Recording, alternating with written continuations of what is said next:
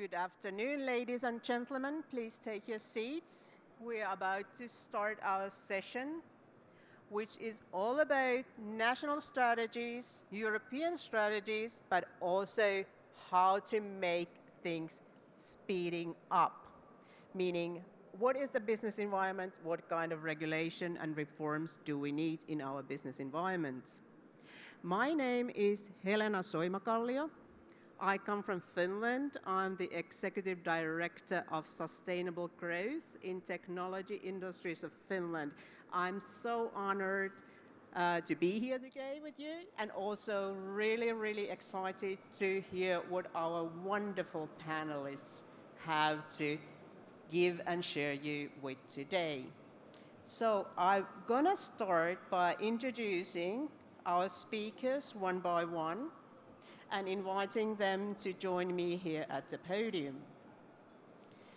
First, I'd like to introduce Mr. Luigi Crema, who's the Vice President of H2 Italy, the Italian Hydrogen Association. He's a physicist, and he has been dealing a lot of research issues in his career spanning decades already. He's currently president of the Hydrogen Europe Research, and he had been, as mentioned, involved more than 50 projects and initiatives in the energy sector and contributed over 100 scientific papers.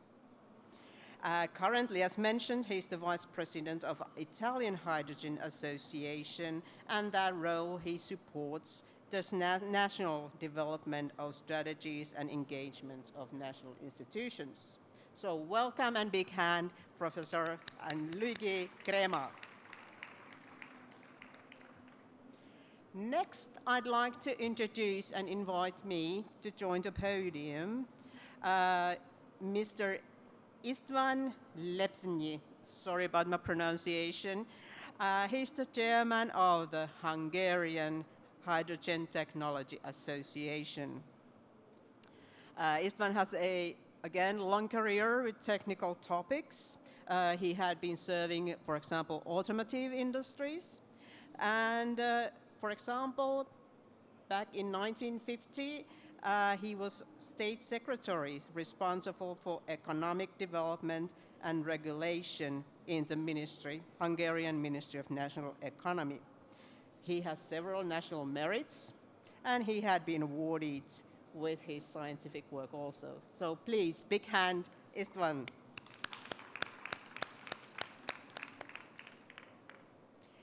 Then we're gonna move to the Netherlands. I'd like to introduce you Mrs. Jacqueline Vaessen, who's the director of NLHydrogen, Netherlands.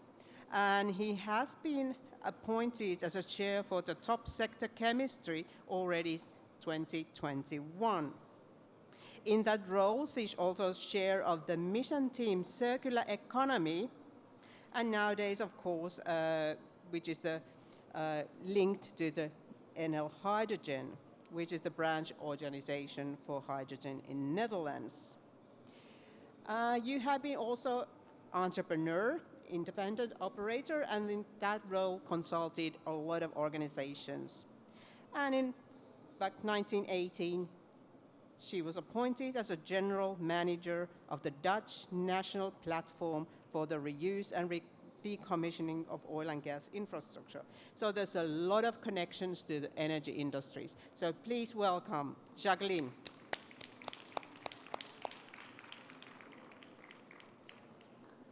We do have a truly European panel today, and now moving to France. I'd like to introduce and invite Christelle Werquin, who's a general delegate of France Hydrogene. And she had been working already 20 years, believe it or not, with the European affairs sector, based in Brussels and then in Paris. And she had been working for European institutions and also various public and private organizations. Since 2016, she has served as a general delegate for France Hydrogene, a French national association which gathers today more than 460 members. And it brings together all the stakeholders of the French hydrogen sector. So please welcome Christelle.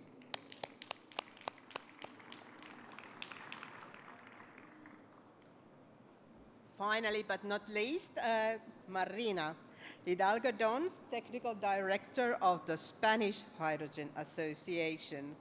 And you are a passionate hydrogen expert mentioned in your CV. And I think you have served a long period of time, several years, as a Technical Director of the Spanish Hydrogen Association. But also you do have a link with the IEA, the International Energy Agency. So please welcome.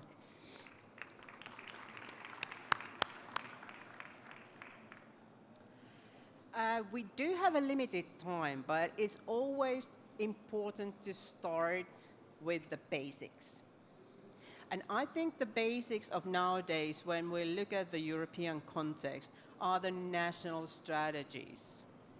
On the other hand, there are a lot of legislation and regulation already in place and soon to become implemented in member countries. So the question today for our panelists is actually how to combine those things, how to accelerate hydrogen economy with and from national perspectives and strategies and spanning all the way to the European level, even to global scale. And my first question to all of you is, knowing that you have prepared and you are currently preparing national hydrogen strategies in every country, what are the highlights of those strategies? What are you particularly proud of, and what are the objectives in those strategies? Luigi, would you start? Thank you. Thank you, Elena, for the question. In Italy today, we do not have yet a hydrogen national strategy. This will be presented next Tuesday in Rome, and so we will have it in place finally. It has been a long run, even supporting the motivation for institutions to have a national strategy on hydrogen in Italy. We started probably several years ago to work with several ministries in motivating them to support the hydrogen sector. And step by step, this has become first a support to identify the barriers and gaps that were present into in Italy, into the Italian value chain. We realized the first report on 2020 on these barriers, identifying more than 60 policy actions that Italy should have supported on more than 50 gaps to develop the hydrogen value chain. This has the result that in the National Plan on Resiliency and Recovery, 2 specific actions were implemented exactly to work on these barriers. So the Ministry of Environment and Energy Security was taking our priorities into operation. Then we worked quite a lot to support even the preparation of the national strategy. The national strategy has some main pillars. The first and most important for Italy is to develop the demand side of hydrogen. The demand side, particularly on hard-to-abate sectors. Italy is the second manufacturing country in Europe after Germany, so this is of much importance to decarbonize heavy industrial sectors, but not only, even to put in place the necessary conditions to decarbonize part of the heavy-duty mobility. In Italy, Italy is surrounded by seas, so the ship sector is quite important, as well as other hard-to-abate sectors in the mobility. The second point of the strategy is to support the offer of hydrogen. In this respect, we realized a report as H2IT to identify with a real market test at the present date the gap in costs to produce and utilize hydrogen, substituting several carriers. We identified this cost being considerably high in Italy due to the high cost of electricity, particularly. But this was even relevant to motivate the ministry even to start preparing incentive schemes in Italy to support the development of the sector. So the offer will be supported even by incentive schemes in a few months from now. The third pillar is related to the infrastructures, and I think as H2AT, it's one of the main pillars for Italy, because Italy could become an hub for hydrogen, not only at the national scale, but even in part for Europe, because there's the South Corridor under engineering. There have been agreements between Italy, Austria, and Germany to develop the South Corridor, starting from production in North Africa and bringing 4 million tons of hydrogen by 2040 to the end uses. And Italy is even surrounded by a lot of ports that could support the import of hydrogen carriers in form of ammonia or methanol or liquid hydrogen from all over the world. And there are already in place some agreements for the import. So this is a very important pillar of the strategy. Then, of course, there are all the other surrounding conditions, even to prepare a juridic aligned support to grow the sector. There are a lot of regulations, laws that must be implemented to support the overall value chain of hydrogen. And we'll come back to that actually soon. So you have a comprehensive strategy built on 3 pillars. How about Hungary? What are the content and what you're particularly proud and find important in Hungarian hydrogen strategy? Thank you very much, and thank you very much for the question. The Hungarian association was set up in 21. Actually, we have approximately 100 members, means that covering all the hydrogen ecosystem. And one of our first tasks was to prepare the hydrogen strategy. So we made a survey and put together in the white book, quite a big white book with 300 pages, to cross-check the awareness of the industry, the people, about the future. And it was generally a very positive feedback that almost everybody who is involved is interested, almost every company has a longer-term plan, and they prepare to develop. When we summarize this very first information, we got a very interesting number. The actual production in Hungary that time was approximately 180,000 kilogram hydrogen, gay, of course. And the plans covers up to 500,000 green hydrogen. So it was really, how to say, ambitious target. Anyhow, based on the white book, we prepared a national hydrogen strategy and submitted to the government. And the government, with some modification, accepted this strategy in 21. So from 21, we have an official hydrogen strategy, and we are following the requirements and the plans which was put down in the strategy. Of course, it's a high time to review and adjust it to the reality. The basic plan was that we are producing, let's say, 180,000 tons green hydrogen for the industry, but following the European some rules, this is 1/3 of the total plan, the consumption. The other third is mobility, which requires a fueling station, which requires equipment, cars, and so on and so forth. And the third part is the, how to say, household or heating and all the others. What was very important from my standpoint or our standpoint, that we clearly identified the target, we covered everything, including the necessary research and development, the vocational training, the university training, because this is also a precondition to have a good hydrogen ecosystem or industry. What we counted on, that the Hungarian energy mix have three major parts. One is the nuclear. Of course, we had a long-term vision that we will use nuclear energy in the future, but not until 2030, even if we will start the construction of the second nuclear station. But we have to learn, we have to be prepared also for the direct production of hydrogen from nuclear.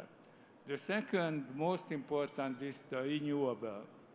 In Hungary, the majority of the renewables coming from the solar panels, the photovoltaic energy, because we do not have wind enough. So we have some wind plants, but the basic is solar panels. And to get the feeling that actually up to now, we have already installed more than 6 gigawatt solar panels in Hungary. If we count with the utilization factor, it's almost equal to the production of the nuclear station. And we have in pipeline another 6 gigawatt solar energy. But to use the solar energy requires a lot of regulation. At the very beginning, we started with the private half megawatts plants, but as the capacity increased, we have to regulate also the balancing of the system on household level and some other questions. So this is the most important task for us. Also connecting to the production, there is the storage issue. We in Hungary actually do not have a salt cavern. So what we investigated, the used national gas emptiness, if we can store the hydrogen in the blended form in these facilities, we can. We investigated the blending for the transportation and also for the usage. So I think that this national strategy was very ambitious, but the majority of the items we could fulfill. Only the biggest issue which we could not fulfill, of course, we determined the necessary subsidies in different form, either direct subsidy from the government or private partnership and some other, but we spend much, much less money for the development of this industry as we planned due to more or less known reasons.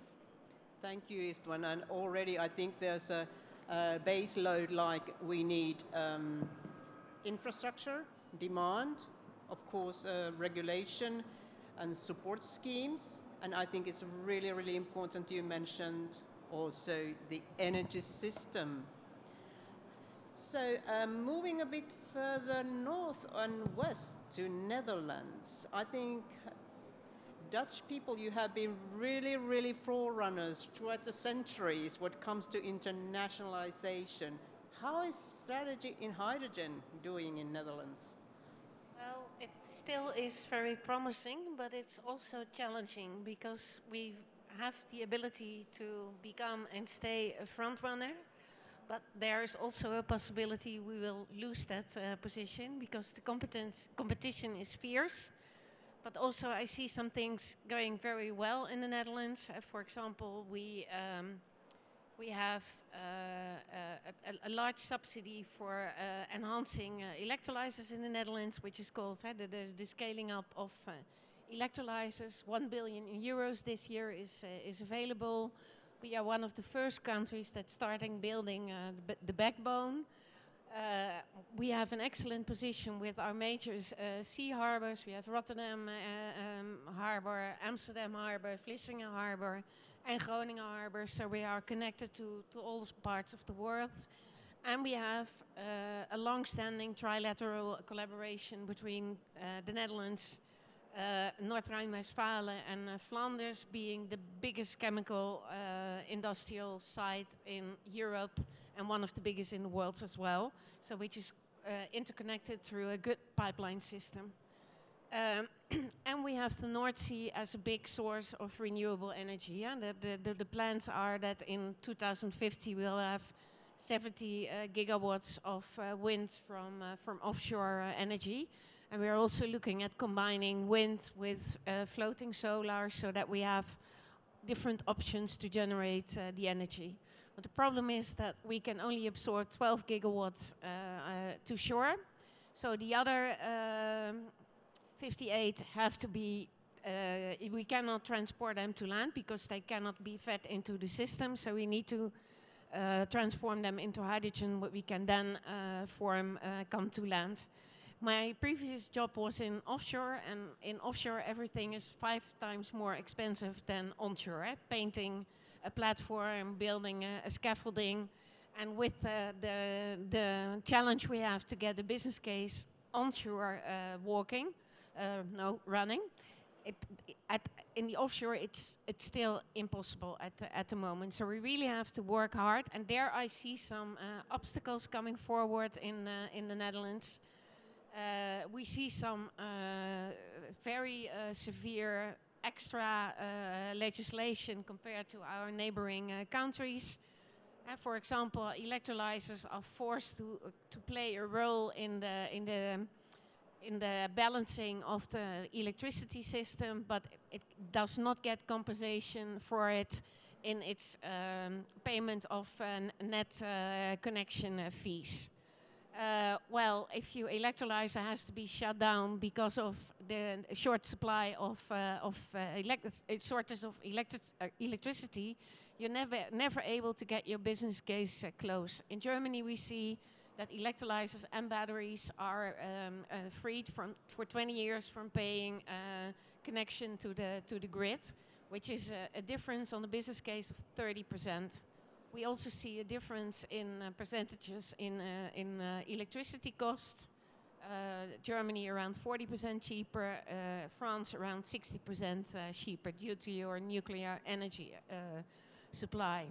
But we also see, last week we were informed that the Ministry of Infrastructure and Water Management wants to introduce a correction factor of 0.4 in the refinery route, which means that if you want to replace one molecule of grey hydrogen in a refinery, you have to put in 2.5 green ones. Well, at the moment we're not really able to put that back to the customer. So the problem is that is green hydrogen still an option for refineries in the Netherlands? Because other options for RFMBOs, for example, e-methanol, could win from green hydrogen. And if the refineries are not going to take off the green hydrogen, we're going to have a big problem in getting our green hydrogen economy running. So we from NLHydrogen are looking at, feeding our government with the obstacles. But I also think that, especially in the trilateral region I just mentioned, but also beyond Europe, it's very difficult that there is European legislation which is then filled in the member states at complete different ways. And if you want to work together with other countries, it's sometimes almost impossible, especially if you look at infrastructure, where the Netherlands, with its big harbors, could be a corridor to feed hydrogen into the rest of Europe. But then we have to really coordinate our plannings for infrastructure and also coordinate legislation and make it that not if a hydrogen molecule crosses the border from the Netherlands to Germany, and then suddenly other rules would apply. So there's push and pull, obviously, like from the legislation side. But let's continue the round of strategies. And France, I think you have been around as long as the others, around 2020, 21 you got your strategy. Do I remember correctly? Yes, actually the French hydrogen strategy is currently under revision. which make the situation also for us quite challenging. But coming back to the roots, so to say, in 2020, the French government published its national hydrogen strategy, which was quite ambitious at the time, and we were also front runners. And this strategy was very well designed because it was based on three main pillars. The first one was the idea that we should decarbonize industry uses, refineries, chemistry, etc. The second one was based on the idea that we could develop new uses, especially in the field of transportation, on road transport for vans and trucks, intensive and professional mobility, but also in the field of aviation or maritime. And the third pillar was shaping the idea that it's very important that the sector can be deployed, ensuring skills and training for all the uses that we identified. And this strategy was backed with 7.2 billion euros, and then a new program, France 2030, added 2 more billion euros. So the strategy was supported by more than 9 theoretically billion euros of public money, and some key objectives were set up at the time, and the major one was to deploy 6.5 gigawatt of electrolysis by 2030, to decarbonize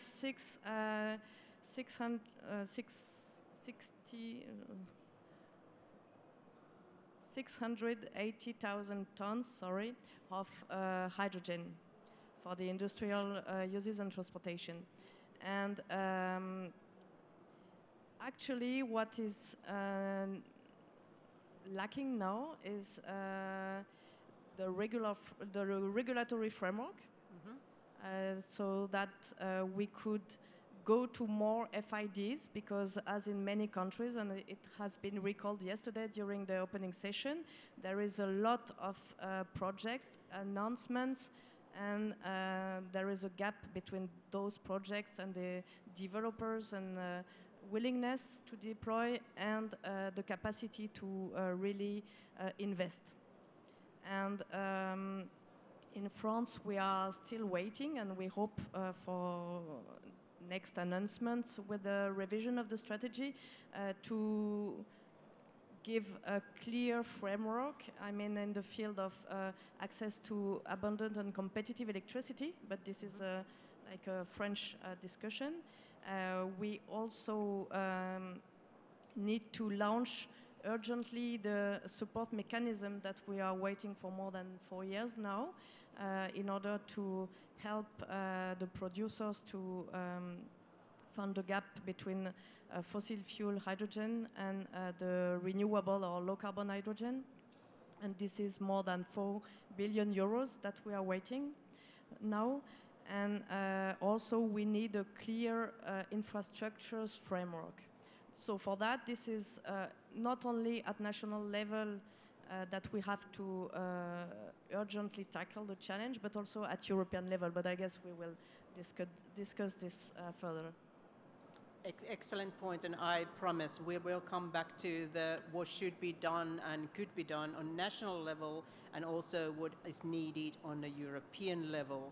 But first, to finalize the round with the strategies and national strategies, how about Spain? You have a lot of sun, at least, and a lot of energy in that way, and wind, maybe hydrogen in the future. Yeah, we do. You can hear me? Yes. Spain was also one of those countries that first released a national hydrogen strategy back in 2020. But some of those objectives have been outdated by the new National Energy and Climate Plan that was released September this year. For example, in the roadmap, the renewable hydrogen roadmap in 2020, the goal was set at 4 gigawatt electrolysis capacity installed in 2030. Now, the new National Energy and Climate Plan sets this goal at 12 gigawatts electrolysis capacity. So Spain is betting hard on hydrogen.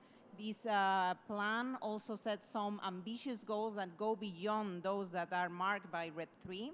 For example, Spain wants to decarbonize industry by setting 74% of hydrogen consuming industry should be RFMBO by 2030, and a target of 17.26% of advanced biofuels and RFMBO used in transport in 2030. We also have clear goals and a strategy in infrastructure and ways on distributing and transporting hydrogen. We have the Spanish Hydrogen Network and H2Med, 2 lines, one connecting Spain and Portugal and another Spain and France. Those 2 projects have been, together with 2 underground hydrogen storage projects, have been presented and included in the official European Commission PCI list in April this year as well. And those sum over 6,000 million euros in investment. And that is clear and a huge part of the Spanish strategy on developing hydrogen projects. But Spain is sending strong signals that we are betting on hydrogen, as we say. We have a huge call for funding hydrogen valleys with over 1,200 million euros in funding. And just yesterday, it was announced that Spain is going to join the auction as a service of the European Hydrogen Bank with between 280 and 400 million euros to invest and support the OPEX of Spanish hydrogen projects that go to this next round of auction in the European Hydrogen Bank. So Spain was there in the beginning, in 2020, one of the first countries in releasing a hydrogen strategy, and is still continuing to update and improve and setting more and more ambitious targets and sending strong signals that the government is up for hydrogen. Excellent first round. What I heard you saying, you all, I think that this is random order. You meant production, ambitious production objectives. You mentioned accelerating the demand side, not only in decarbonizing industries, but in order to make the shift in transportation, for example. I think you all mentioned infrastructure and need for even international collaboration in developing the infrastructure needed. I was particularly fascinated and pleased to hear skills and competencies, the human interaction of this technology question. And finally, but not least, I think all of you mentioned a lot of euros. You mentioned subsidies, need for subsidies, but also the potential of the new business there. So I asked actually my friend ChatTB how many European countries has currently national strategies for hydrogen, and could you guess what was the answer? How many countries in Europe do have national hydrogen strategy? I help you out. It was 23. So now we come to the basic question that it seems that there are similar elements in all of those strategies, similar needs. So what if you, Christmas is coming, isn't it? So if you have a one big wish for the Santa Claus, what would it be? What is the most important thing to put forward in your native country, in your national business environment? Quick round, starting Marina. Great. So I would say that it's great to have these ambitious goals, but we do need a pathway to follow. So we need milestones that are achievable and that are clear. So we will ask for government to have also an integrated approach on the hydrogen value chain. So not only focus on hydrogen production and incentivizing hydrogen production, that is of course needed, but also incentivize demand and all the in-between. We need all the hydrogen value chain and not only commercial projects, but also research projects. So I would say integrated approach, and yeah, with clear milestones that help us achieve that ambitious goal that will come in 2030. We cannot wait until 2029 and say, hey, it's around the corner and we have not done all these mid-steps that are needed. So put a clear pathway that will help us achieve the 2030 goal. So ambitious goals, North Stars. Elves will be really, really busy with your wishes, by the way. There are multiple of them. But how about in France? What is the most important single thing in your business assignment to implement in France in order to implement your strategy, the revised strategy? Actually, the biggest challenge is now to launch the first industrial scale projects. So this involves several measures, but I mentioned the launch of the support mechanism that we are waiting, and actually it implies that the European Commission helps us with the delegated act on low carbon hydrogen, because we, as you may know, in France we base our projects on decarbonized electricity, as you just mentioned, and this is very important for us to recognize the specificity of this electricity grid that we have based not only on renewables but also nuclear, and we urgently need that this is recognized at the European level so that we can launch the projects. I have other wishes actually, but maybe for the European Commission, I don't know if we will. I promise we will come back to other wishes. But the single most important thing. How about Netherlands? I would wish for a simpler and faster legislation, because now I see a lot of delays because of having permits in role, and now there is this big discussion on which hydrogen carriers are going to be allowed in the Netherlands. So that means that FIDs for importer terminals are not going to be taken before that egg has been laid. I see it in the delaying of the Delta Rhine corridor, which is like essential to feed Germany with hydrogen imported through Rotterdam, and it's all part of legislations that are made so difficult and time-consuming that it really doesn't help the green hydrogen economy flourishing. Thank you. Very important point.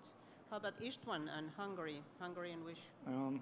I'm not a politician, but I would put some sort of politician statement.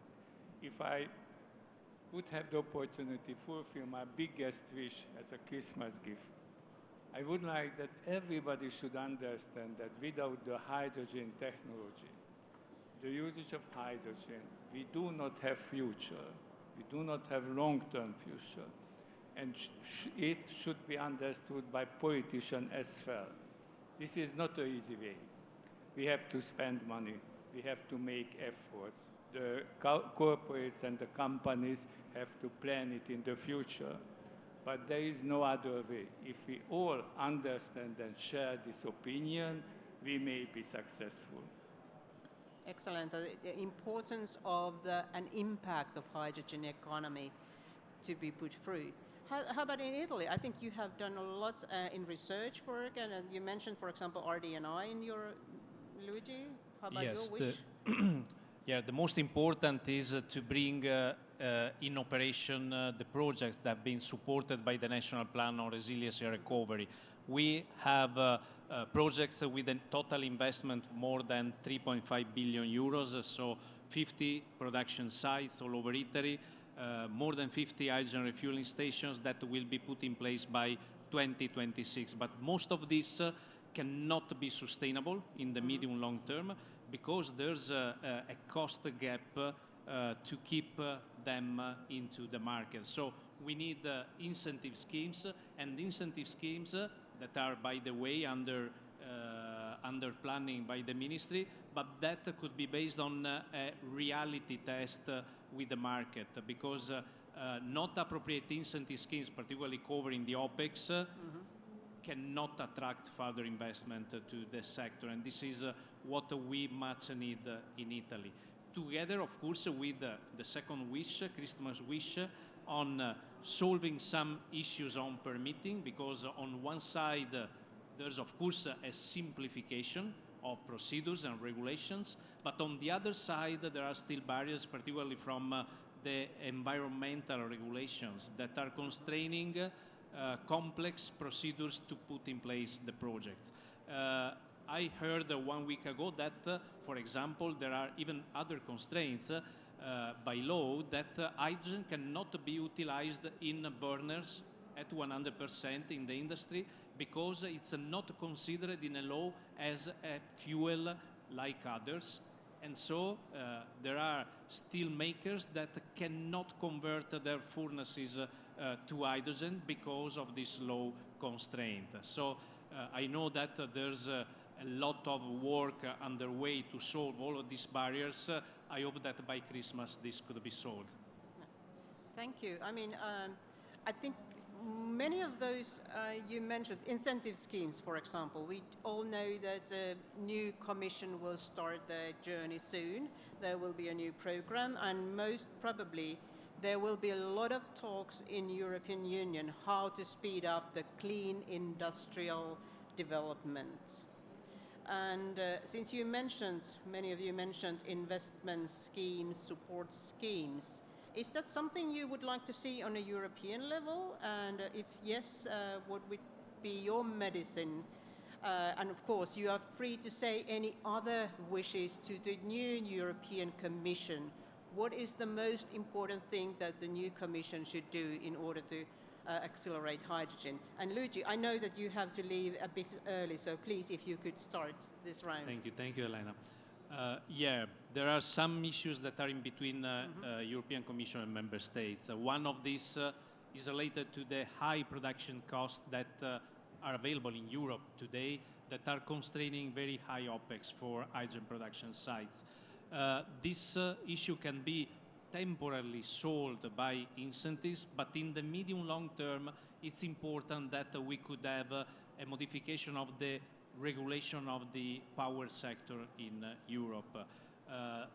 With the phase-out of fossil fuels and with the progressive phase-out of natural gas, of course, there could be a drive from renewables in having a first point in fixing the energy prices on the power sector.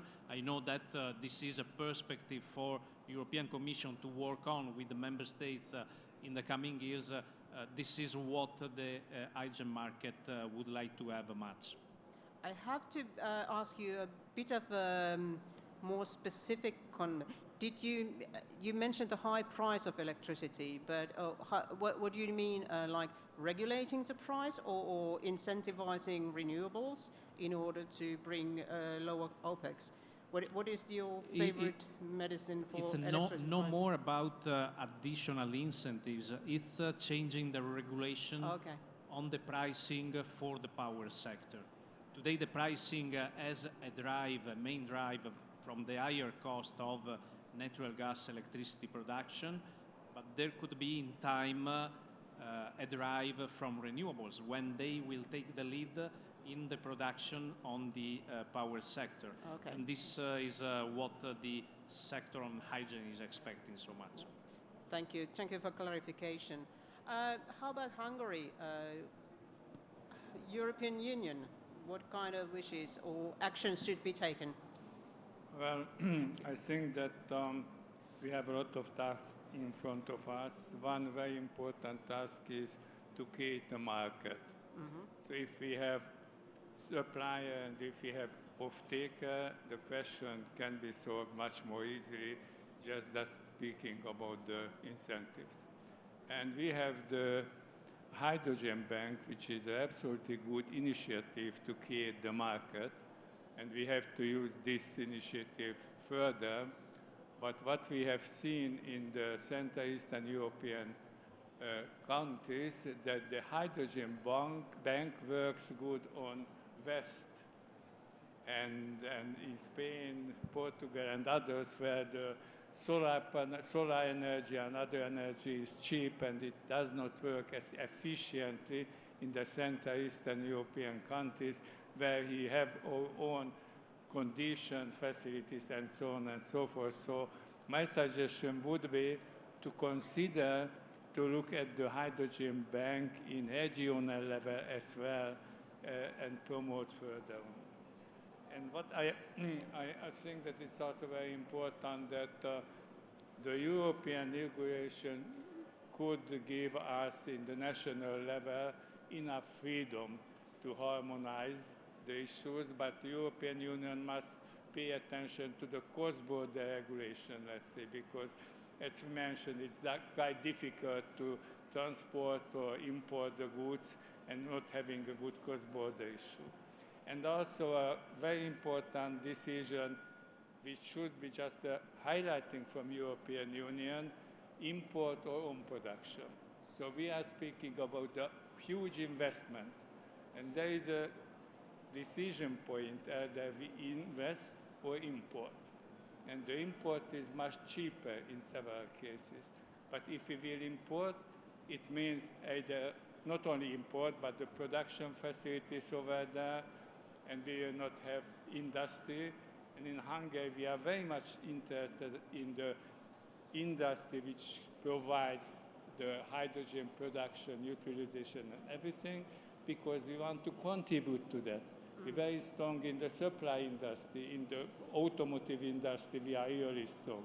So I think that it would be a good combination that to have the production in Europe and to develop the supply industry in Europe and not everything importing from China. Excellent point. I think most countries and Europe as a whole is now having a very important strategic decision point because of the geopolitics, because of the increased competition in hydrogen sector is a good example of that. So long value chains, full ecosystems capable of adding value within the internal markets is really important. Thank you, István, bringing that up. Netherlands, this is full of hope, I think, this panel. So your wishes for the European Commission? Well, my wishes for the European Commission is a bit following up on what Hungary has been saying. Looking at a hydrogen bank, I saw some awesome proposals, on which I think how on earth are they going to make that happen. But what I would also like to recommend to the European Committee to also invest in the European industry to make electrolyzers and equipment. Because now, if you want to lower the OPEX, the capex of your electrolyzer, you have to import it from China because they're much cheaper there, but they're also less in quality and safety. In the plants is not at the same standards as in the Netherlands. So that is something I would really, because we can produce our own electricity, our own hydrogen, but if it's all in Chinese electrolyzers, we will still be hanging on the other side of the world. So then we would like in project funded by the European Committee, use European-built electrolyzers. The second wish I would have is do not make your schemes in the chain. So not only building a green hydrogen corridor in Europe, but also facilitate the buying of the cars on. Because if you want to make, at the moment in the Netherlands we have 14 fueling stations on hydrogen, we have 600 cars on hydrogen, and they use 2.5 megawatts of hydrogen. So if we really want to scale up mobility, we really have to invest in trucks. And that should be in schemes together in whole the production of the hydrogen, the fueling equipment, the transport, and the cars. And the third one is, I don't know the situation in the other countries, but in the Netherlands we have a lot of promising startups with breakthrough technologies. For example, Battleizer, which is here which is a combined battery and electrolyzer. We have Hydro, who have a combined electrolyzer, which is in the pole of the wind turbine, which saves a lot of but they're all battleists that just came up with a big round, and there is a lot more I could mention here, but they're all struggling to get finance.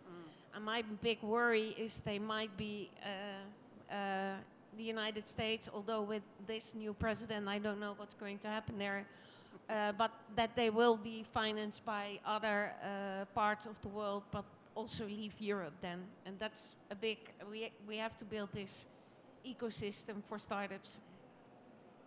Financing, absolutely important topic. And coming to France, how's capital situation?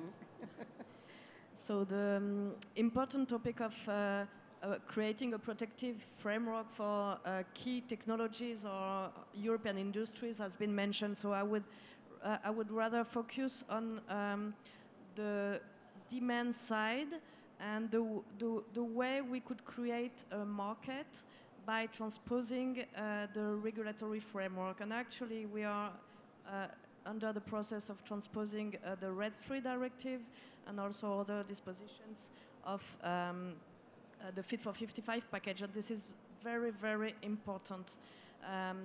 How could we, by doing this, create a real single market? And what we think on that is that the European Union is very at the right level.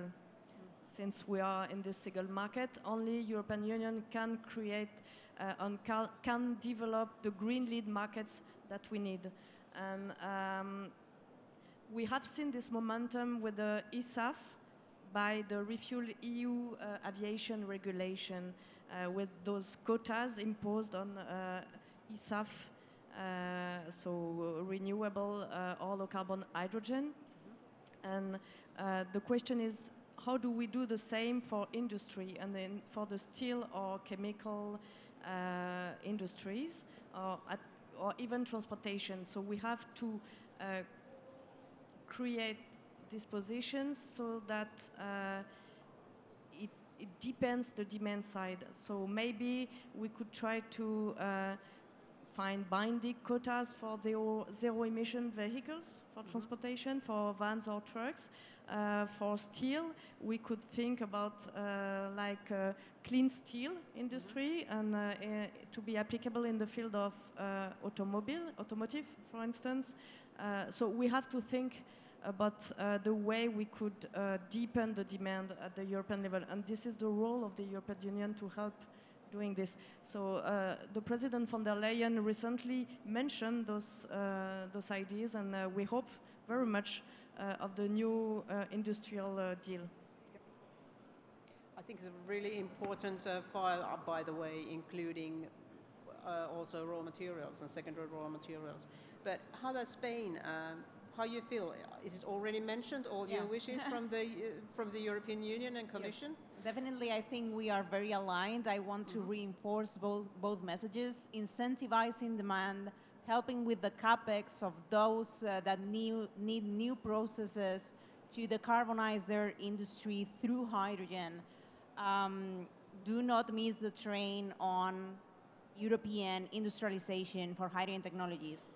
We can produce our own technology, and we must incentivize that and support European technology and find mechanisms as well to incentivize demand. Contract for difference, subsidizing capex when it's needed. So yeah, very aligned with what my colleagues already said. Thank you. We are approaching the end of this time we're given. I think there was a very big consensus among that there's a room for actions, both national level and European level. And I'd like to finally not challenge you, but test the idea which was presented yesterday in the policy high-level presentation. It was mentioned that all these national strategies are having the common bits and pieces, but what we truly need is those internal markets, European technology production and delivery, and also all these other schemes which support demand side of the hydrogen. And that all sums up and could be combined as a European hydrogen strategy. I know that Europe has a hydrogen strategy, but since you mentioned all that you have been revising already after a few years of your national strategies, what's your take? Would you see a European overarching, more detailed hydrogen strategy would be a good idea as a part of the clean industrial deal, for example? Or would you like to continue on your own pathways on national level? So how you weight European strategy overall revised? Yeah. Of course, we are in Europe, and therefore to have a European strategy, it would be really a must. European strategy which are not worked out in the nice warm rooms, but putting together by the countries. So in that respect, it's a good cooperation what we see in the V4. So we are working very closely together because we have the same problems, the very similar targets. So I would really welcome a European strategy which depends on us and serve us as a nations. Like a common goal and making sure of the market operations, but still leave room for national. Okay, how about any objections? Is there anyone against having the European? No? Well, a little bit. What we see, and we heard that in all the discussions, each country is different on what are its possibilities. And like the Nordics and the southern countries have lot of cheap energy, with the countries in the middle don't have. Some countries have lots of space. I don't think you can say our national goal for 2030 is 4 gigawatts of electrolyzer capacity. And I don't think you can put that like the same amount for each country, because therefore the difficult, but you could do some things you could do on a European level, in which you have some based on the possibilities a country has. So yes, I would be in front of a European strategy, but I would also, I would really much emphasize once again, also put a big emphasis on the industry which makes the electrolyzers, and have a healthy balance between own production and import. We need them both, but we also need our own production. Excellent point. And look at the role blue hydrogen can play in the transition to a green hydrogen economy. That's true. France? Actually, we welcome a lot the way European Union is trying to support the hydrogen sector, and it has been the case already for years. The simple message, however, would be please don't, such as exactly Yorgo Chatzimarkakis said yesterday, don't kill the sector to death, meaning please be pragmatic and coherent with the regulatory framework, because we have to capitalize on specificities and resources that each of our countries has. And some of us have the possibility to produce cheap renewables based hydrogen. Some other can be backed by decarbonized electricity grids, such as France with the nuclear power. Some other can use blue hydrogen. I mean, let us develop the production capacity. Let us develop our sector and just try to give the right framework, and quickly, simply, clearly. Excellent, thank you. And Marina? Of course, definitely, I think all adds up. And given investors certainty and seeing that Europe is united in betting for hydrogen, and then each country has their own goals, and understanding the specificities of its country, and not putting all the countries on the same scale and all same goal for all. No, we can have a joint goal and joint tendencies on what do we want to achieve as Europe, and then each country will have their own way of achieving that and contributing Europe to achieve that joint goal. So everything that gives investors certainty and helps European projects reach FID will be more than welcome. Wonderful. I think some of you said healthy balance is the key. It's at least in my diet, hopefully, and I think the hydrogen economy alike, having European will and simple, clear message of that we need to go forward, having enabling regulation in place, but actually leave room each and every country to build on their own strengths with the industries. So thank you so much for wonderful panelists. Have a big applause. And hopefully there will be some questions. I didn't have any on my iPad here, but certainly you can see all the excellent professionals here and grab them by their arm and continue discussion with the Hydrogen Week. So thank you.